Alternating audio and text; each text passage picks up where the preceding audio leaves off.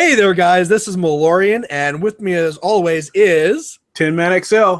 And this time we have a guest, and it is Tom from Hobby Night in Canada. So, Tom, how you doing? I'm doing well. Thanks for having me on, you guys. This is hopefully will be very janky. Yeah. So he's here to talk about his podcast. He has a jank list for us for a jank tank or jank or junk. I don't even know my own show. And then Trust me, I don't even know my own show. Well, you know. And then after that, yeah, we'll just have some drinks and have some fun. But over there, Tin Man, how's your week been going? Get any games or any painting or anything like that? A little touching up. My progress on my the group of models I've been painting kind of slowed down a little bit. Mm-hmm. I did get a little more work done on this guy here. It's coming Very together. nice.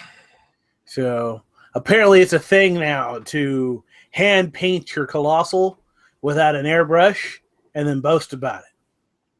I've done that, actually. I can boast about having hand-painted a colossal. I don't own an airbrush, and I live in a really hot climate where having the window open for the ventilation isn't a good idea. So unless you want to deal with the utility bill later. Mm-hmm. So yeah, my stuff's hand painted. This guy's hand painted. Galleon's hand painted. I think most people that own these hand paint them. But you bring up hand painting. One of the things I want to see if I can confirm with Tom now is I was chatting with some guys that went to Lock and Load, and they said that there's some guys there doing like painting challenges where they're trying to like paint with your nose, paint with the back of your brush. Was that actually something that happened at Lock and Load? Yeah, okay, so what they did is on top of the regular painting competition, they had what they call, okay, damn it. I'm blanking on the name, but it was a speed painting competition. Okay. they call it Iron Painter because Iron it ripped me Painter. off. Yes, that one. Because I was the first to use the term Iron Painter. Then they turned around and ripped me off when they started doing lock and load. Oh, seriously? But I'm flattered, so you know. Okay, cool. And so they get a bunch of people to speed paint a single model. It's all going to be the same model for everyone. And then the top 3 go up on stage at the end of, I think was it on Friday or Saturday? No, I can't remember. The whole weekend's a bit of a fugue state for me, so I don't really remember specific details. But they then get them on stage against a studio painter. Oh, wow. And while they're painting, they throw random challenges at them. Like painting with your eyes closed, one hand behind your back, standing on one foot. All right. Painting with your mouth, like random stuff like that. And actually, a buddy of mine was in the Iron Painter this year. How'd he do? Not first, but he was one of the guys on the stage, so it was pretty fun. They should actually televise that. Like that's the thing they should actually record and put up because that'd be hilarious to watch. Well, yeah, they were. Oh, sorry. Go ahead. Yeah, every year they put them on the YouTube channel. In fact, one of my friends ended up winning that one of those years. Oh, it actually is up on there. Yep, you just go to the Privateer Press Prime on YouTube, and it's amongst their lock and load footage. I don't know if they did it for this year, but they've done it for previous years. So who was it that was on this time? Well, Steve Hall. Oh, okay, yeah. One of the guys from Calgary. Nice. So, otherwise, was there anything else you were painting there? You brought up another Avalanche or Avenger. Yeah, I started putting the base coat on this guy. So last week I talked about it having male patterned baldness. Mm-hmm. I wonder if it. Okay, I'm gonna zoom in with it, see if it focuses. Still zooming on you. It's still focused on me. Yeah, but it's all clear on the top of the head here. Yeah, so it's like there's there's a brass rivet pattern there on the top of the head. It almost looks like he has a beard connected to some male pattern baldness. Sure, yeah. I'm sure that behind there's a ponytail. What are you saying about beards, male pattern baldness, and ponytails? I'll just say he has it. So it's like, every action movie has that guy. Well, yeah, Bring in the mercenaries, they have that guy. Mm-hmm. That the Avengers, that guy amongst the Signar Warjacks. But anything else painted over there? Or pretty much just working on that storm wall?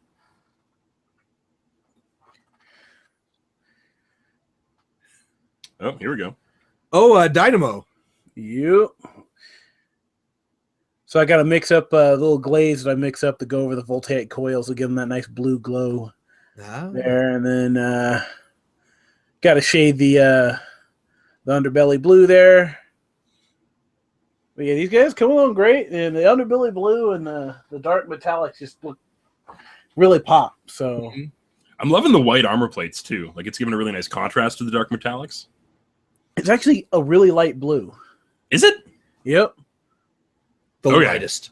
Okay, well, I love the really light blue.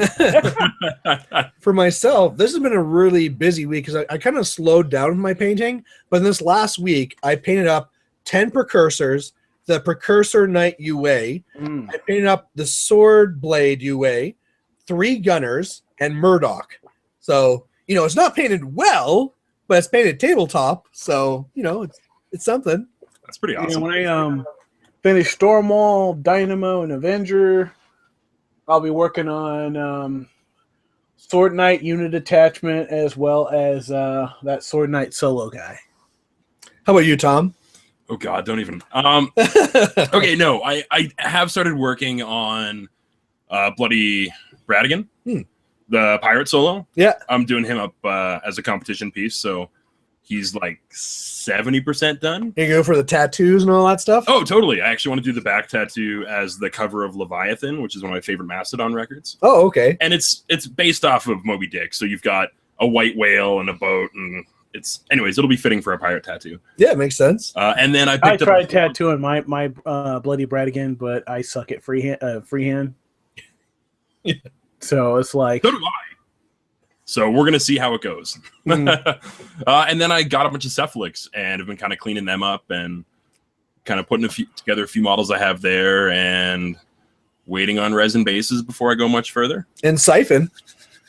Yeah, but he's not going to be out until at least October. Oh, really? Yeah, he's not on the September releases. I'm considering getting the Cephalix Army box when it comes out. I was going to, and then a guy locally decided to sell more than the Army box for the cost of the Army box. That was all unpainted, so I just jumped right on that. Yeah, might as well. You didn't get that from Garnet, did you? I did. Oh, my. Okay, so it went from Calgary through my brother, through me, to Garnet, and now he sold it to you. So this thing's going through everybody. Oh, it stops. The line will be drawn here. That's it? Now it's going to stop? Yeah, absolutely. 100%. This army is going to be mine and painted and lovely. All right. So I'm glad it's, I wasn't the middleman for nothing. The middle, whatever. That worked out to be. Tertiary middleman. So probably about now, we should actually explain who Tom is and what he's from and what he does. So do you want to explain what nerdy things you do? And all the nerdy things? All the nerdy things? Okay, well, we'll start off with a long-time hobbyer and gamer, I guess. These days, I mostly play War Machine and Malifaux because I get the most fun out of those two games. Mm-hmm. And considering we're probably talking about War Machine, I'll focus in on that.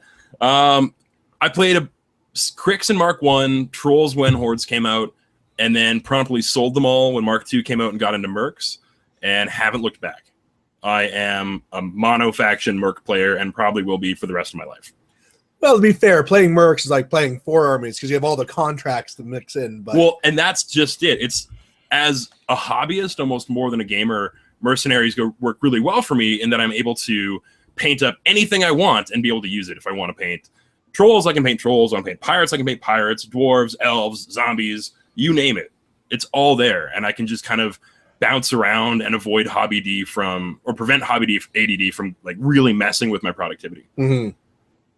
So with that, you've been playing in different things, but let's also talk about your podcast. So what podcast are you from? I'm from a podcast called Hobby Night in Canada, where it's 5 of us, a bunch of guys here locally, TOs, painters who have done like the Golden Demons and that kind of stuff. I think Dan's got about 7 or 8 of the stupid things at home. And the main focus for us was kind of twofold. One, there wasn't really many podcasts that were so aggressively Canadian that they make you kind of cringe at some of the references. And the other one is that there's not a lot of podcasts that really talk a lot about painting and the techniques and the process and the theory behind it. So we have more of a focus on the podcast talking about reviewing hobby supplies, talking about painting processes, and ways to kind of approach. And it's a little bit tricky sometimes because obviously this is a medium where you're not able to see what the hell we're doing. So we can't be like, watch this step in the painting process to get something done. But the way it works out for us so far has been going pretty well. We can kind of round table a bunch of things and get a few different ideas. We'll talk about, if we're doing red per se, we'll talk about kind of a beginner, intermediate, and advanced processes for trying to paint red and approaches you can take. So we're not just geared towards an advanced hobbyist. We do have content for anyone, no matter how new or advanced you are. Okay, I'm sure there's painters out there that kind of listen to what we say and be like, pish, these guys haven't won a crystal brush, so screw them. But we try to be useful. And then we do also talk about some of the games that we're playing. So we do introductions to various games because between the 5 of us, probably have models for any major game out there. Especially Mike, who plays everything. If you name a game, he's got at least 2 factions for it. One for him to play and one to get someone else in. Well, one of the things I like about your podcast is that, I mean, you'll talk about Malifaux and War Machine, but you also talk about like the kid games, like 40K. So it's really nice if you the younger viewers. Oh, yes. Oh, that's great. One of our guys, Steve, just will not quit 40K. He just can't. And no matter how bad it gets, he loves it and keeps coming back for more. It is, I'm sure psychologists want to study him to truly understand Stockholm Syndrome. Yeah. It is that bad. But other than that, we've been doing it for about a year now. We do it every 2 weeks. And we are hoping in the near future to do a hobby day in Canada. So I don't know if you watch hockey, any of the, 3 people that are watching this right now. But Hockey Night in Canada also has a hockey day in Canada where they basically set up a bunch of people getting the younger players in the communities to go out and play hockey and get involved with the game in their communities. And we're trying to do that with a painting contest and seeing what else we can develop from it. So we will be doing that probably within the next 6 months, having a hobby day in Canada. Okay, yeah. Which we'll start off in Edmonton, and then we'll kind of see where that goes, whether or not people actually care. But one of my favorite parts from your guys' podcast is where you actually had your painting challenge, whereas all the members of Hobby Night in Canada versus one person, because he would paint more, and he crushed you all. Okay, so there's this guy who lives in Provost, which, for the record, unless you live within 50 kilometers of Provost, no one knows where it is. So he has all the time in the world, and he paints at prolific amounts. Like, just the amount this guy can churn out is staggering. He'll do a full 40K army in a month. Wow. Yeah, and they look good, too. It's not like this is a low-quality just base coats. Like, he's really been upping his game, but there's no way we can keep up with that because Dan doesn't paint. Ward cleans models. Steve kind of paints 40K models. And if I'm motivated with like a project in front of me to get done for my mercenaries, I'll get a lot done. But other than that, and even then I can't paint that quickly. But Mike is probably the fastest painter for us. And he still was a quarter of... Yeah, it was basically Mike painted a quarter of what John Wong did. And the other 4 of us combined maybe made up another quarter. Oh, sorry from up the table. It's fine. So yeah, that was my favorite moment from the podcast. But you guys can go check it out. What's the link to that? Hobbynight.ca. All right. So I mean, probably the best segue off of that then is your own painting, because you're a very good painter. Oh, and so, do you want to kind of talk about like your maybe kind of your style, but also the awards you've won over the years and stuff like that? Oh, dude, do we have to? Yes, we do. Oh, God. Well, I've won a lot of best presentation for armies awards at various events. Lot. Yeah, okay. But I did go to the Golden Demons in 2008 in Canada and walked away with gold in 40K large. And then kind of didn't do much competition stuff until this lock and load. And I went down having not had a lot of time to get anything put together, but I took a couple models for my mercenary army and put them in the painting competition there and got a silver coin for my Earthbreaker and a bronze coin for my Bosun Grogspar for my mercs. So it was really nice because seeing there was a lot of great looking stuff there and kind of being able to take army pieces and put them in the display cabinet and have them be judged favorably in that kind of a level has kind of motivated me to get off my butt and actually start putting some more effort into competition specific pieces and maybe even try to up my game even more for the army scale. Yeah. So yeah, if you want to listen to a guy learn actually get good tips about painting, you might want to listen to this guy or the other 4 guys on the podcast because they also are really good. Yeah. Too. Yeah. If they'd actually paint something. Man, I really wish one of them was watching right now. Nobody's watching. No, nobody's watching. Tin Man, do you have any questions, or do you want to go to his Jank or Junk? I don't have any questions. I'm actually posting a couple of links here. You wouldn't happen to have some screen shared pictures of the Earthbreaker by any chance? Got it on my phone. I mean, I can dig it up on my computer, but yeah, probably nothing that's super accessible. One of the things that you will get to see, though, is that after this, we're playing a game, right? That's still the plan? Yeah. And so, of course, I'll have the battle report from that, so you can see crappy painted models, good painted models. So you'll get to see it there. But the best part is they're all painted models. And remember, boys and girls, paint your fucking models. Or else I'll a fool, don't paint his models. It's actually the sign-off on every episode of Hobby Night in Canada is paint your fucking models. It's a good thing to live by. Yeah. So I heard you had a jank or junk for us. I do. So I've known a lot of guys that I've been talking to lately have been really poo-pooing on mercenaries because they feel that unless you play a colossal, they are no fun. Yeah, you have to and they're not competitive, colossals, right? Yeah. But you have to, like, they're not competitive without colossals, and they hate the fact that they have to play with colossals. And I feel, without naming any names, that these people are dumb. Because you can have fun playing anything you want and be competitive doing anything you want in War Machine within reason. And so I sat down and thought, who would have the most fun playing an army without colossals? And thought to myself, let's go Durgan Madhammer, because the spell's primed in redline. So he's set up for peace trading for days. Mm-hmm. And it was, I think, Robert Shepard, a long time ago, described Durgan in one of his articles or something as brutal attrition. And colossals don't really play into that mind frame as well, because I've had a colossal go down to a single Warpwolf Stalker before. Oh, yeah. And there's nothing brutal about that attrition except for how bad it is. You're putting 19 points into a model that's taken out by an 11-point model. Oh, Archangel.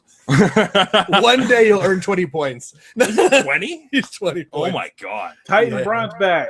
Took down my Galleon. Oh, yeah. One activation. Yeah. Right? And so you don't get a lot of versatility out of that list. So started with Madhammer, and I thought to myself, if I'm going to not spend 19 points on an Earthbreaker, what could I spend 19 points on for Jax that would be even funnier? And the punchline was 3 drillers. Because there's very few things in the game where a redline tuned up driller can't wreck.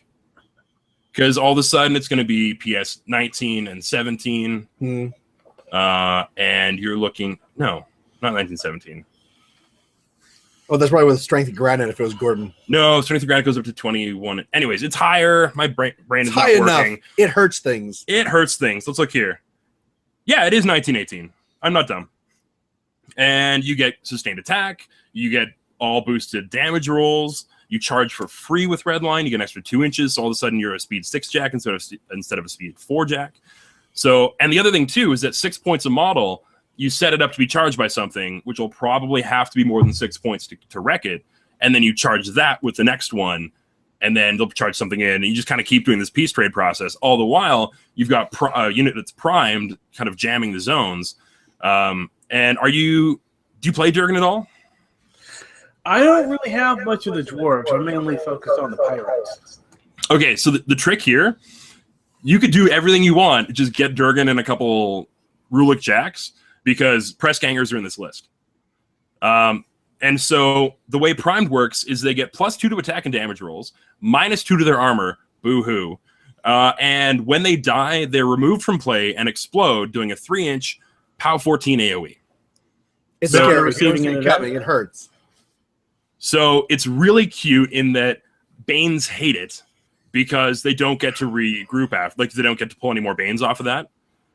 They just die and explode. And so you're trading, if it's a press ganger or a steelhead, this is like a half-point model for something that's about a point a model. Yeah. And you're getting a lot of value out of that. So the army really works in waves, where you've got the waves of jacks, and then you start with a unit of press gangers jamming further because they do have the advanced deploy. Then you've got steelheads behind that.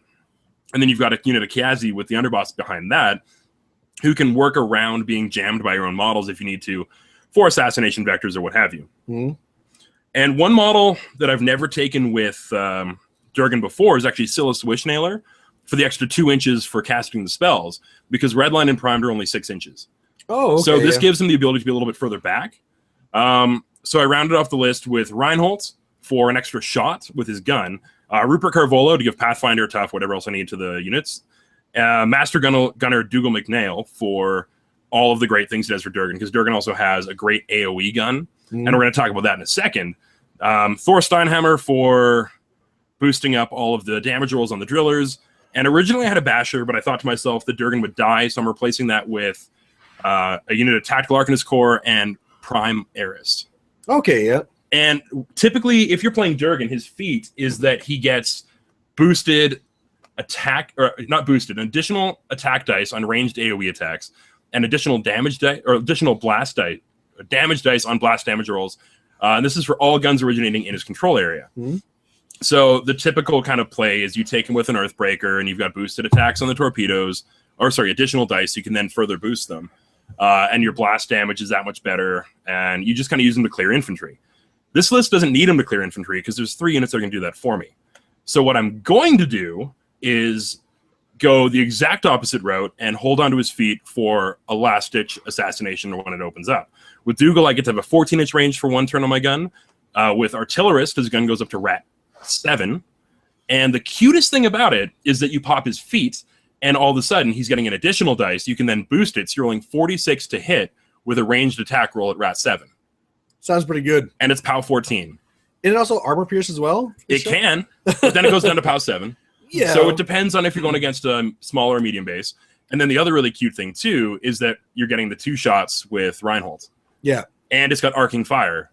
So if you're hiding behind a model, it doesn't matter.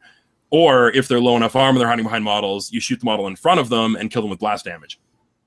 It's pretty good. So I think it's going to be really fun to play. And it's taking Durgan away from the conventional, he clears the infantry and you take more hitty things to deal with the armor, and just kind of turning it up on its head.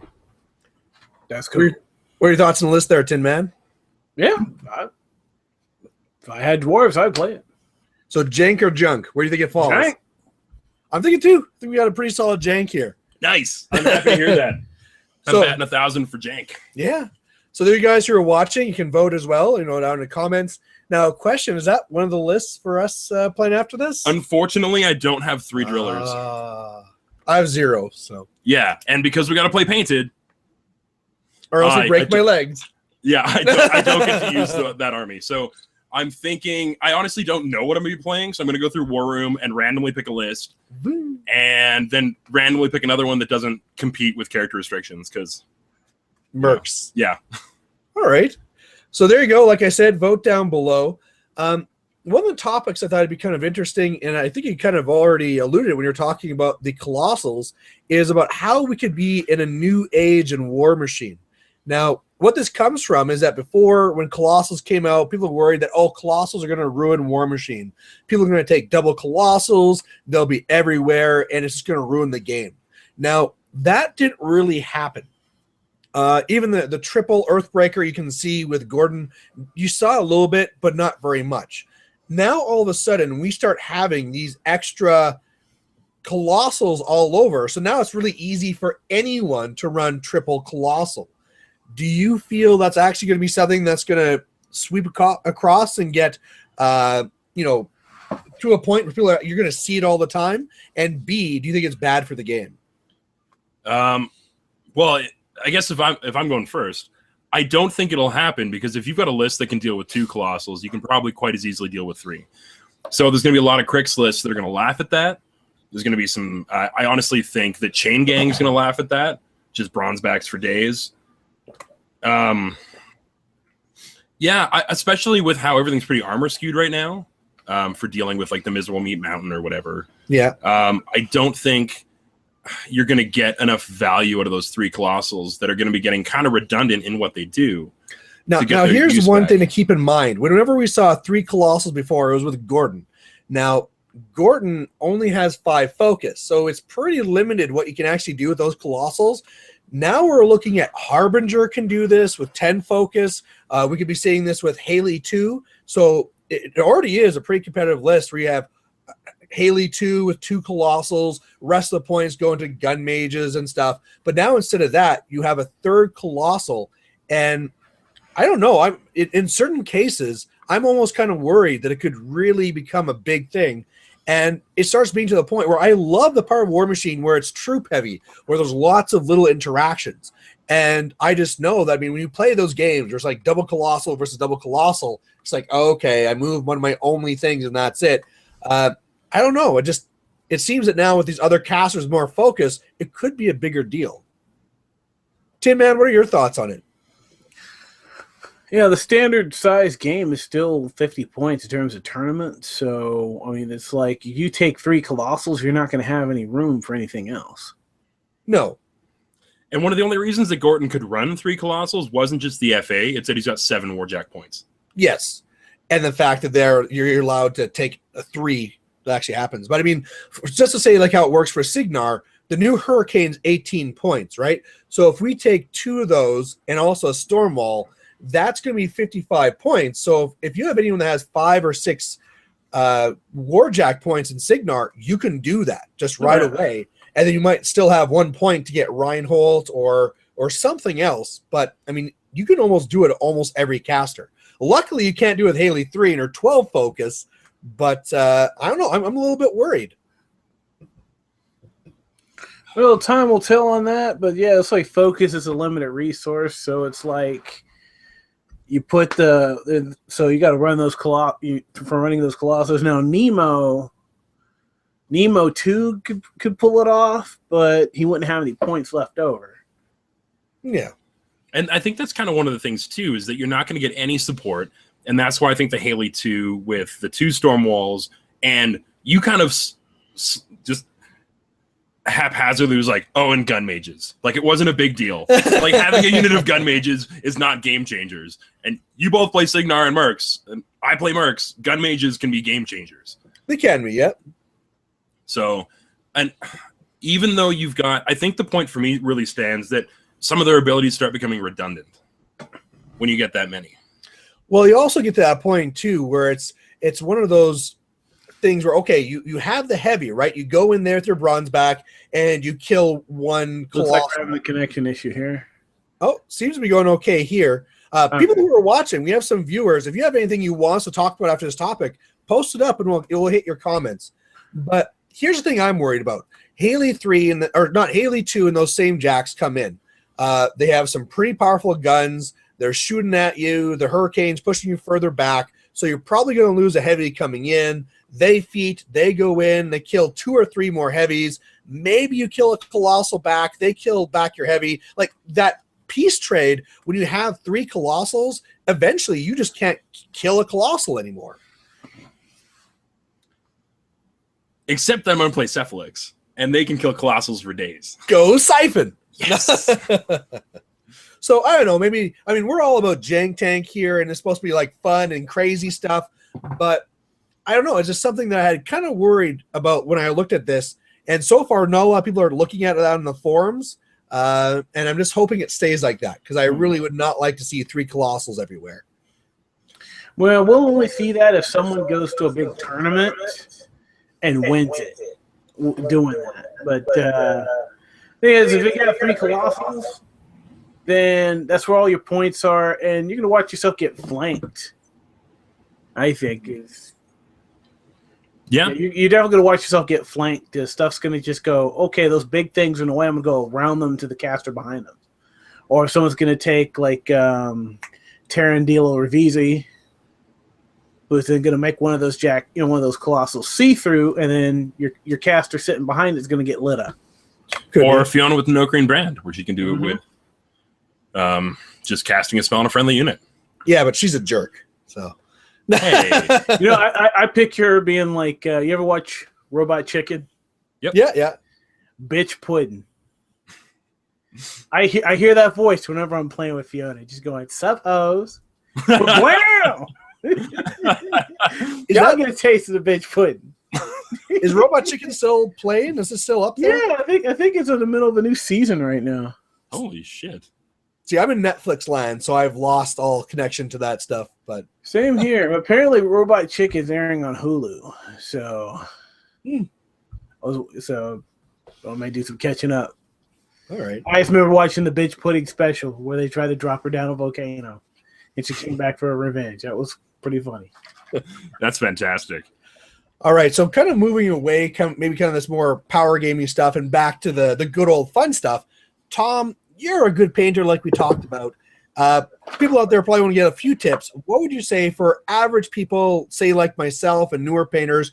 What would be your 3 top tips of what they should do to become a better painter? Step 1, I would honestly say, is do clean, solid base coats and yeah, okay, so I guess it'd be 1. Clean, solid base coats.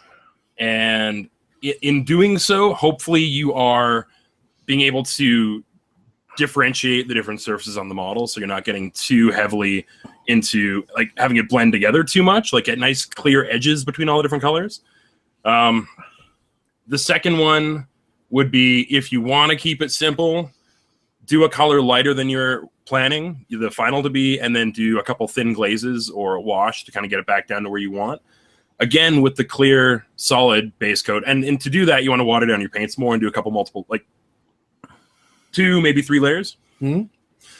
But the number 1 piece of advice that I could give you is that you will always look better on an army scale if you have a nice base job than you will if you have a nice paint job.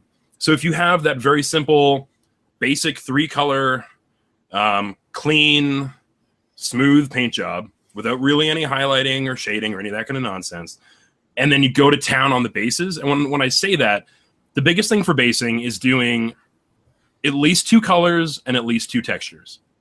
So get a little bit of contrast. So for me, typically with my mercs, it'll be some sand, a couple larger rocks that'll then paint gray instead of brown, and then a little bit of lighter green, kind of more dead static grass, and then a little bit more of the actual more vibrant green static grass. I've got, and you don't even have to do the 2 colors of static grass at that point, because you're still getting multiple colors and textures within just like sand, a couple rocks, and some green static grass.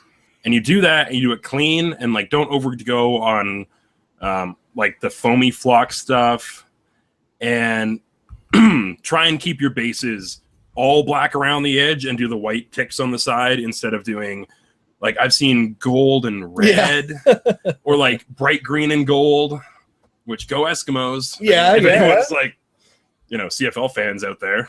Which is no do you even know what the CFL is, Tin Man? Canadian Football League. Oh, okay. You got it. There you go. So what color is the Rough Riders? Green and white. Green and white. Yeah. But like avoid that, and just a black rim on the base is the best color for the rims you can ever have. And the way I had it described to me best was by a judge at the Golden Demons that described the rim of the base does not exist in the realm of the model that it's on, because that stops at the top of the base where the surface is. Everything else doesn't exist. So leaving it black takes attention away from that rim and puts it on the model.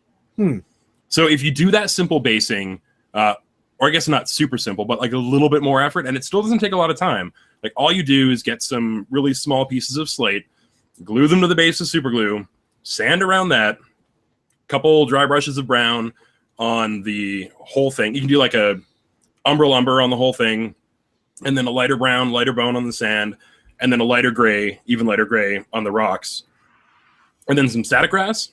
You're done. They look great. I think something that's actually kind of interesting with this is that for the longest time, I was not a fan of the fancy bases. And my reasoning was that, actually, I'm not going to pull it, it's going to knock everything down, but the Games Workshop mats that were just the plain flock green, and that's it. And so when you put on the other fancy bases, it didn't look right. And so for my models, plain grass all the time, just plain grass. And when you put it onto those mats, it made sense.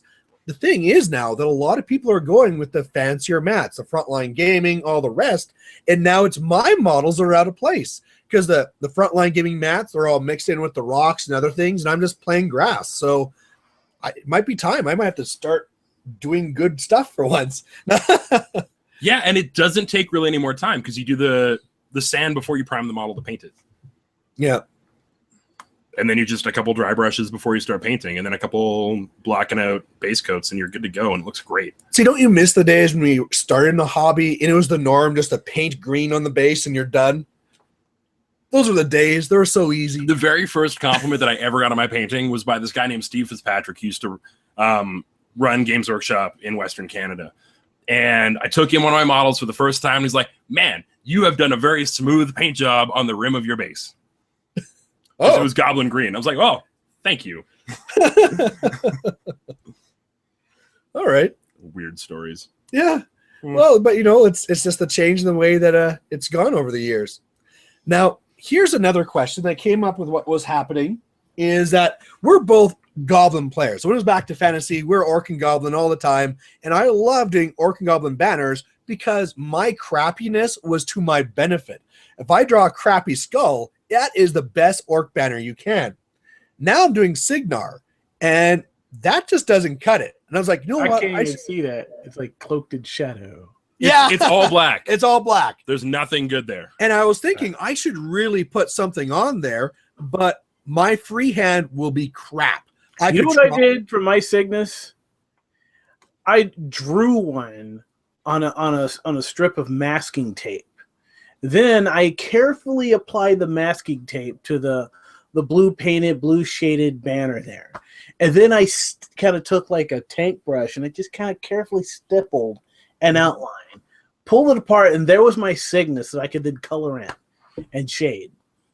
So, yeah, I mean, that's one way of doing it. But here's my question. Now, clearly, Tom, there's people out there that draw amazing freehand banners. But again, I'm going to bring it down to the level of the average gamer. What would be your suggestion to them for their banners? Try and freehand a simple symbol? Should you try and do the thing where you print something off on paper and try and glue it on? A transfer? Maybe something like you're saying? Well, honestly, what you're saying is still contingent on being able to draw it. True. But you can also print something out. And that's exactly what I was going to say. You can print it out, and you can use that as a stencil. Or you could try and do something that is interesting, but not necessarily. You don't have to have the logo of your faction on every banner. Like you could, if depending on, obviously it depends on what your paint scheme is and what the army looks like. But if you looked at banners historically, they weren't all these big logos. You'd have, like, I don't know if any of you guys fantasy, like the State Trooper banners for Empire were always often just like blocked out colors. Or like all black, right? You could highlight your black. That's a whole different topic. Yeah, I guess. But I do think for the entry level, the stencil is probably the way to go. One of the tricks you can try is you can actually use a pencil, like an HB pencil, and actually draw it out on the banner. Get your outline that way, and you can erase if anything's wonky. Yeah. Before you're painting, so you're not trying to freehand with a brush, which is a lot harder than using a pencil. It's true. I guess I've also heard that when you're trying to freehand on the banner, you don't use your paintbrush. You go buy those little paint pens, and then it's a lot easier to draw it on there. Would you recommend that over trying to paint it? I'd probably stick with the pencil followed by the paint. Okay, sure. Because I would think that once you've put a little bit of time into being able to paint other things on the model, if the outline is there, you've got the control to follow a pencil line. That's fair, yeah. And again, like with anything else, thin down your paints. And have less paint on your brush. Thinner paints, less on the brush is always the ticket for getting better results. Yeah, that's a good tip. So Tin Man, I'm going to prep you and we'll say after this, try and think of like a tough question for Tom. But my next question here is, of course, you've done a lot of judging as well with your own events. You're going to be the painting judge at my master's event. What are normally the biggest pitfalls? We're like, oh no, this guy tried doing this. Like, oh, that's a big mistake. What are some of the things that painters do that they think works, but actually looks horrible? My biggest pet peeve are people who airbrush and don't touch up afterwards.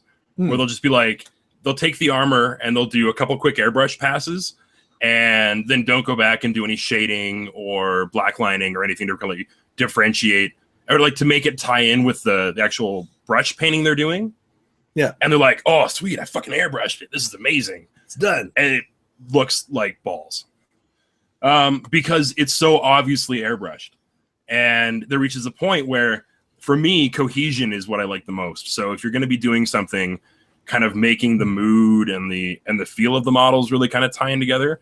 Mm-hmm. So sometimes the specific techniques matter less than actually doing a model that looks good. And how you get to that model looking good doesn't matter to me. It's that the end result is that the model looks good. And sometimes things like airbrushing, or the other one is non-metallic metal. Okay, yeah. If it is gray or brown, you have done it wrong. Or just don't even do it. Like, I can't do it. No one I know that paints in person can really do it. Yep. It's only these guys that are doing crazy crystal brush or studio level paint jobs when they take a model and paint it and can then have it shown from a picture, which is one-dimensional or two-dimensional, sorry, and you can't rotate it to see what it looks like from another angle, that it looks good, because it is a 2D painting style that many people are using to try and apply to 3D models. And I would say 99% of the time it does not work, and a regular, clean, like a simple metallic done well will be easier for you and look better. Now, here's one that I see sometimes, and it kind of drives me nuts. I don't know if it's something for you too, but I'll see a model, and it looks super great, right? They've done all the highlighting, they've done all the right washes, but it doesn't have eyes. I don't know if it's just like a thing for me, but to me, I would rather look at the model and it have eyes and like, oh, you know, like the highlighting is right. Is that something that is a pet peeve for you too? I knew a dude who painted like that. He paint stuff gorgeous, but he wouldn't do faces. And I was like, well, this is gorgeous, but where are the eyes? And he's like, well, I haven't taken any classes at Gen Con yet on how to paint eyes. Oh, that's what he said. Well, to put it in perspective, there's a guy locally who I don't know whether or not he watches this. So I'm going to call him out by name, but his name is Blake. All right. Great painter, never paints eyes. And so every time I saw him or saw a picture of something he put on Facebook, I would respond with, where's the eyes? Or like, start painting your eyes, dude, because otherwise your models can't see. So I'm going to start like having you at -2 matte and rat because you cannot see. And he didn't even play Legion. He had no excuse. Yeah. I don't. I know one guy. He just took a daub of black ink for the eyes, and then he called it done. Like even better than nothing. Yeah. Or I know like something for like more monsters, where say if it's Tyranids or Orcs or Legion, it's like just red eyes or just yellow eyes, and even that, I mean, it's better than nothing. But I don't know, pet peeve. So, all right, Tin Man, on to your critical question for Tom. What do you got for him? Layering. That a technique you picked up? Yes. Anything more? I've never been any good at it, so it's like if someone can give some tips on how to execute that. Okay, sure. I would say the single biggest thing that helped me along was knowing that I should water down my paints more and have less on the brush. So when you are actually doing the layers, and I guess what I do is more specifically feathering. So you are doing the successive layers, building up a color and highlighting towards an edge. But instead of just blocking it out, what ends up happening is you're taking your brush and you're actually pulling the paint from the recessed area where it's going to be darker to the lighter part of the gradient. And you're always kind of using your brush in that direction. And then when it becomes feathering is when you actually will brush lick, get most of the paint off your brush, and can go back and actually play with that little layer of paint to smooth out that gradient a little bit for you. And then you add in a little bit more of your next highlight color. And so let's say, for example, you're doing an armor plate on something. So you're going to do your full base coat, and then it would be adding in, you're probably going to want to be using 3 colors. So one's going to be the mid-tone, one's going to be the final highlight. And so you're going to add in, let's say at the simplest level of this, what I did for my Nurgle Warriors way back when I was doing fantasy was Dark Angels Green was the base coat. Then I'd mix in 50-50 Snot Green and highlight about 75% of the area, kind of doing that pole technique. And then I would take the straight Snot Green and do about 50% of the area. Again, doing kind of that pole technique. And then I would take 50-50 with scorpion green and kind of do almost an edge highlight. And then do straight scorpion green and do more particular kind of extreme edge highlights. And if you're wanting, that's kind of a baseline level of it. One of the things that I would like to mention when it comes to layering is that it's actually a harder way to paint fundamentally than if you start with a midtone and shade it down, which is a lot easier to see and wrap your head around. So you'd start with that scorpion green or that snot green, and then you would do like a bit of like a very watered down Dark Angels green, and kind of do the exact opposite where you're pulling the paint towards the recesses and kind of covering a bit of the surface a bit. And if you look in the Privateer Press books, that's actually the technique that they often advise for their painting tutorials. And then you take that color again, mix in a little bit of black or a darker brown or something, and do a little bit more particular towards the very recess to get that shade. And then you'd go back and mix in your blended highlights up into that. So you can actually see what it would look like instead of having to start at the very darkest and kind of work through the whole progression, hoping you got it right. And by the end, it'll actually be exactly what it's supposed to look like. I think I'm going to stick with my painting by numbers and then wash. Hey, that works. If everyone skill. Yeah. If everyone that played War Machine painted to your standard, it would be a much better game. It's true. And it's a low standard. So, but it works. We talked about that last time, where if it's good enough from this far away, you know, that's all you need. My favorite quote for a guy talking about painting models, he said his favorite color was done. Yeah. Did a Gamercast, right? No, it was Jay Griffiths. Oh. Used to run Games Workshop Canada. Oh, okay. But I agree with that statement either way. Yep, they actually probably got it from him because he was running Canada when they were working there, which is also when I was working there. Oh, okay. Yeah. Yep. All right, so we're kind of getting more to the end of the show. What were some of the things here, Tom, that you wanted to talk about? I thought we kind of covered it. I had my jank list. I didn't prep you with this at all. No, not really. I guess I could do a shameless plug. Of course, all the shame.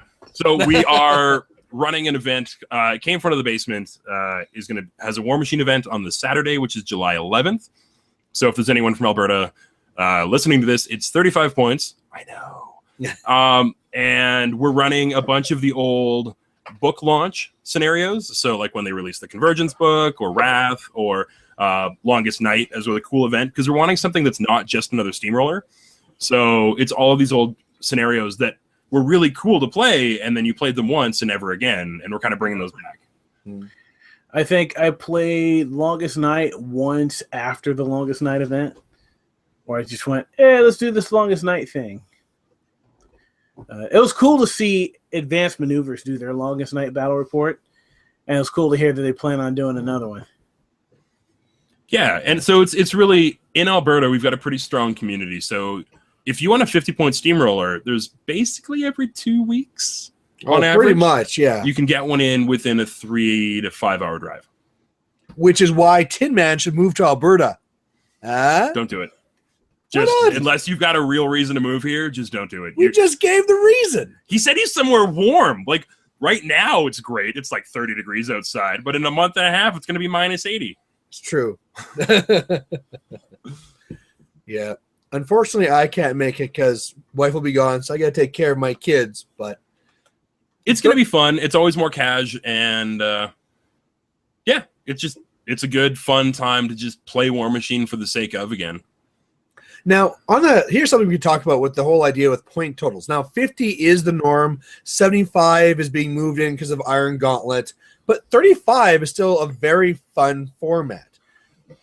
Do you feel we should be seeing more tournaments like those, just to mix things up?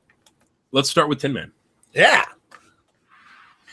Also, one thing about doing to get a meta built up is we used to do escalating tournaments for a while there, where it'd be like, okay, round 1 is 25 points, round 2 is 35 points, round 3 is 50 points.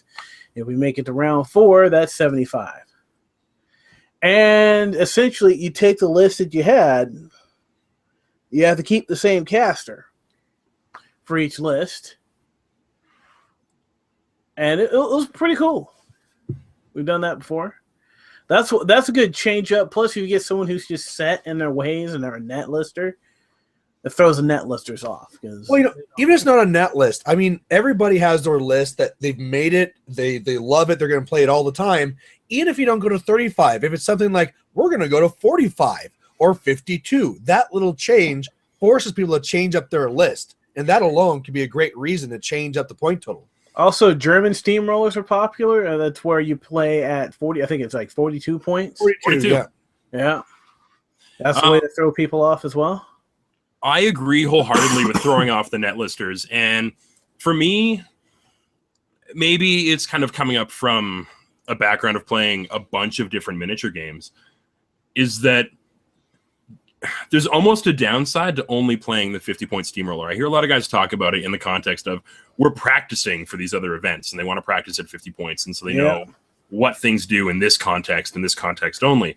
But it's kind of a limiting approach where if you're playing a format that is 35 points, where you're not getting all of the resources to interact in the exact same way, you're going to see what units can do in a more diverse array of situations. So you're going to get a bit more of an intimate knowledge of the units that you're using in different contexts. And so if in a game at 50 points, they're put into a situation like that, like what if that one support unit that you get in 50 points that you don't get in 35 dies first turn? Yeah. What if? I've had deviations come and totally F me right in the A that shake up the whole game plan. And so being able to play in these other formats, I think is beneficial to a more competitive player to do them every once in a while. But the other thing for me is it's a game, and it's something that should be fun. And doing the exact same thing every time might be fun for some people, but it's not fun for everyone. I know a good comparison is like what we had back when we had fantasy and we were playing that, is at that point, I mean, in War Machine, it's usually 35 or 50, but in fantasy, it's like, oh, this one's going to be 1,500, this one's 1,600, all the way. You had the whole spectrum going up. And I loved it because whenever a new tournament came up, it was a new point total, and I had to make a new list. Then things went stale, and it was like every single tournament was 2,250, and it was like same list, and you lose that. And I mean, it's not only where you're having it more fun for the people that are actually making new lists, but even if you're a competitive gamer, I mean, at 50 points, Bradigus is crazy. At 35, it all shifts and different casters are better. Go up to 75, it changes again. I'm sure at 42, it's like, oh, this is now different. So whether you're playing it for fun or competitive, I still think it's great to shift that point total just so that people that want to go engage the meta, hey, if you're doing a 50 all the time, you're not actually doing anything, right? You think about once and then stay the same. There's a meta I know of that every game, it's got to be 50 points. It's got to be steamroller every time. And that gets real boring real quick, especially if you're in a situation where it's like, oh, I'm pressed for time. I need to play a smaller game today. And then suddenly they act like they don't know what to do or don't know how to handle it. Yeah, and I got to say for me, the last 8 months, I've been really down on War Machine. And I almost didn't go to Lock and Load because I was pretty down on everything. And I went to Lock and Load, and I played in the Iron Arena. And I played a bunch of different point sizes. I played a bunch of different people. I played a bunch of different team games. I played on scenario tables. And I got to play War Machine for the sake of playing War Machine, which is something that I feel gets lost when you get into that everything is 50-point, two-list steamroller format. You're no longer playing for the sake of playing War Machine. You're playing to maximize that game. And 50-point steamroller is such a small subset of what War Machine can really do. One of the funnest games I've played ever was 150 points Unbound. Me and a friend are doing something called the Full Faction Challenge right now, where here's how it works. How he has it set up is 15 points. The first, you play a series of games. Character restrictions apply. Game 1, 15 points, Mega Metal. Game 2, 25 points, Mega Metal. Game 3, 35-point Hardcore. Game 4 is 50-point Steamroller. Game 5, 75-point Steamroller. And game 100, the game 6 is 100-point Steamroller. And you got to win the most games out of that. If there's a tie in the end, then you go to Unbound. That is playing War Machine for the sake of playing War Machine. You're taking a game that you love and finding a way to enjoy it. Exactly. That is, yes. Yeah. That. What he said. Do that. Or, it's also like your buddy Lee there from Bleep Top Podcast. His thing was the Colossal Mania, right? Yeah, Colossal Mania. Yeah, the whole new thing where you just take a Colossal and a Caster, 4 people going at the same time, go. It had its own little tweaks and rules to it. But again, it's just something you do for fun, and everyone has a blast, right? Exactly. I want to do a Colossal Mania myself. I got a friend who's a mercenary player. I'm probably going to loan. He likes to play Magnus. I'm probably going to bring my Galleon with him and let him use it. And then I got another friend. He's got the Mammoth Titan from Scorn. He's also got the Judicator for his Protectorate. He's good there. I've got my Stormwall here. And it's just a matter of I do got a friend who's a Retribution player who's got he doesn't have the Colossal, but he's got the Battle Engine that can proxy for the Colossal. Yeah, sure. Boom. Colossal Mania. So otherwise, we're getting into the last few minutes here. So this is normally we do recommendations for usually a YouTube channel that's not really War Machine related that you're kind of been liking lately. But Tin Man, what do you got for this week? Well, honestly, nothing really new. Nothing really jumping out at me this week. Let me hit my subscriptions real quick. Because honestly, all week I've mostly just been watching clips from Attack on Titan. But there's a really cool channel that doesn't really need any plugs or advertising called Lore in a Minute. Those are pretty fun to watch. And of course, let's not forget about actually, yeah. I got a great recommendation. It is Dr. Faust's Painting Clinic. It was originally a website, and when I first got into the hobby, his website helped me learn how to paint. The dude actually lives, I think he lives in Anaheim. I'm not sure. I think he lives in Anaheim. I've actually met him personally a couple of times at SoCal SmackDown and got a chance to tell him that, hey, your website helped me learn how to paint. Apparently, so I was really sad when he took the website down. In fact, I even left the comment on the YouTube video where he announced it because I was still going back to it. How about you, Tom? Not War Machine related, right? It can be. Okay, I stumbled across one. It's called Ask a Mortician. Oh. And it's this one woman who's a mortician, just like talking about a whole bunch of different stuff. And the one that got me into it was she was talking about actually setting up a will, which was, you think of as a young person that it's something you don't really need to do. Or she almost looks like Morticia Adams a little bit. Kind of, yeah. Long dark hair, and she was talking about getting someone set up for Power of Eternity, so they know what to do with your body. That was a little bit dark and grimdark almost. Sorry, 40K. Kid games. But no, it was actually pretty useful information, and it was presented in a fun way that prompted me to want to start making some of those real adult life choices. All right. My recommendation, and actually will be a War Machine one, but one of the guys I used to like watching on Mini Wargaming was the Cooler Owen, and I actually didn't realize he had his own channel until recently. And his is called Gaming with the Cooler. It's kind of like the full length videos where he kind of shows and walks you through it type thing. And he has fun with it. The biggest thing for me that works well with Jank Tank is that he does not like taking your bog standard lists. So like in his last game, he took Nemo, and he had a mix in there of Precursor Knights and the Storm Guard and, the Sword Knights, it's all these different things, and he really mixes it up. So it goes with the Jank Tank theme. So I thought, even though it's War Machine, it's a good one to bring out there. So otherwise, I'd like to thank Tom for coming on the show. I'd like to thank you guys for having me. It's been a blast. You guys should go check out the Hobby Night in Canada. And otherwise, that's our show for this week. So thanks for watching. Bye. Did it? What?